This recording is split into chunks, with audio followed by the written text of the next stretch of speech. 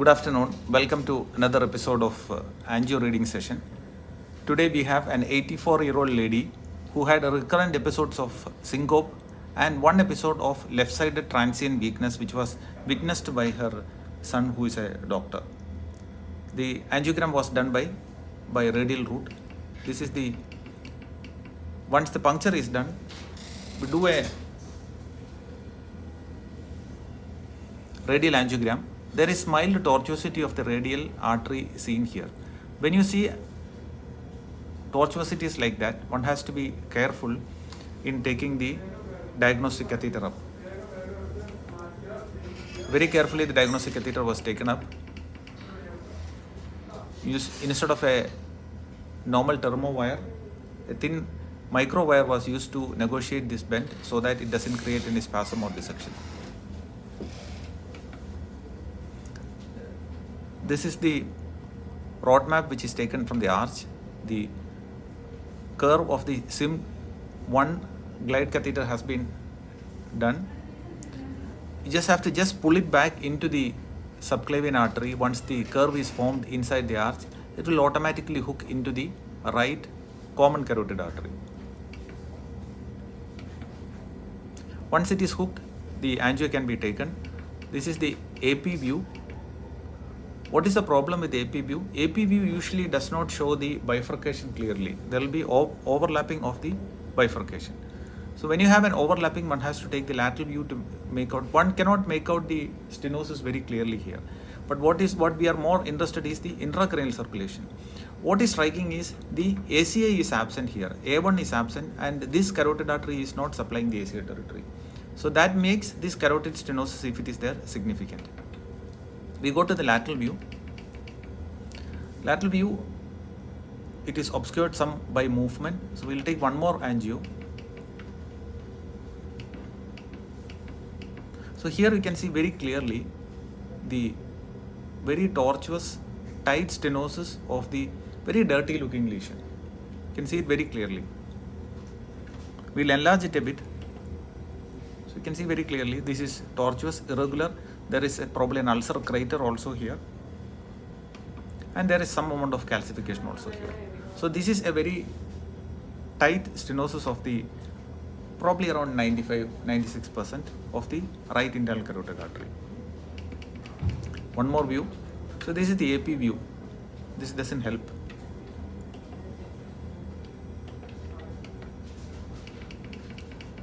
Again, we are checking the intracranial circulation. It is not supplying the ACI territory.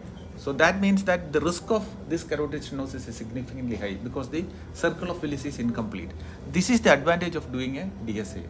More than the stenosis, the type of stenosis, whether it is an ulcerated stenosis, whether it is a smooth narrowing, whether there is a superadded thrombus, and what is the feasibility of doing the intervention like a carotid stenting. Why the feasibility is, suppose if the distal carotid is tortuous, putting the stent becomes difficult. If there is an acute bend here, immediately after the stenosis, putting the stent becomes difficult. Here it's a straight vessel, so putting the stent becomes technically easy. Now we'll go to the opposite side. Just push the glide catheter into the arch. Usually it hooks the left CCA very easily, but here it was a bit difficult, so we had to take a rod map. So this is the rod map which shows the arch. This is the left common carotid artery and this is the left subclavian artery, and from the subclavian artery you can see going behind is the vertebral artery. So under rod map guidance we can easily hook so it is hooked. Once the catheter is inside the proximal left common carotid artery, we can take an angiogram and see.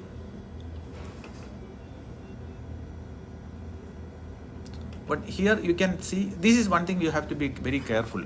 Usually this is a wire, the ECG wire, which is exactly overlying the area of stenosis, area of interest. This commonly happens, one has to be careful. So remove that wire, change the position and then take one more angio. Looking at the intracranial circulation, the middle cerebral artery is normal, all the branches are normal. The A1 is seen normally and ipsilateral A2 is seen normally. But it is not supplying the opposite side. So that means if the opposite carotid occludes, this carotid artery is unlikely to help the opposite MCA territory. Understood? Now we'll look at the lateral view also. So here also the lateral view shows that it is a much tighter stenosis compared to the opposite side, almost getting occluded. See that it's very, very tight. See, it's almost getting occluded. It's an irregular lesion. What is interesting is there is tight stenosis of the external carotid artery. So the plaque is something like this, which is involving the origin of the external carotid artery, internal carotid artery. What is seen here is calcification. Lot of calcification is there. This is almost like 99% stenosis. So when you look at an angio like this, the symptoms are commonly syncope because of cerebral hypoperfusion. When the BP goes down, when they stoop down, or when they cough also, suddenly they can collapse. And she also had recurrent episodes of non-lateralizing syncope. But the last episode was witnessed by her son, who found that she had a transient weakness of the left upper limb. So definitely the right is more likely to be symptomatic, even though the left appears to be much more tighter. So we can finish the angiogram by doing the radial angio also, the vertebral angio also, to see how much is the supply. Unfortunately, we were unable to hook the vertebral artery directly, but since it was not that required, we did not attempt further. Only a non-selective run from the left subclavian was done. Hence, the quality of the angiogram is not very good. We will finish off the angiogram by checking what is the status of the radial artery post-procedure. There is minimal spasm there, but otherwise it looks normal. So why do DSA in such situations? That is a question which is commonly asked. DSA is done mainly, one, to confirm whatever is suspected on a non-invasive investigation, like a Doppler, MR angio, or CT angio. Second, to assess the nature of the lesion. What type of stenosis it is. Is it a lesion which is irregular? Is there an ulcer crater? Is it calcified? Is there a superadded thrombus on top of it? Which makes an intervention very, very risky. If there is a thrombus, never do an intervention. Like you can push the thrombus distally.